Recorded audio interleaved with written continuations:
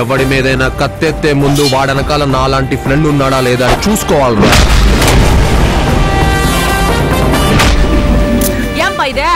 Door పక్కన చేరు దుమ్ముకు దగ్గర అవుతావు, డబ్బుకు దూరం అవుతావు.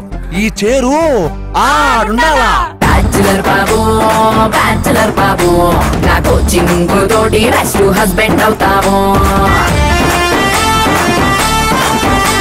ఆ స్పీడ్ కొద్దిగా తగ్గించుకుంటే నీకే మంచిది. చూడు అంకుల్, ఈ వయసులో మీలా స్లోగా ఉంటే తప్పు గానీ నాలా స్పీడ్ గా ఉంటే తప్పు కాదు.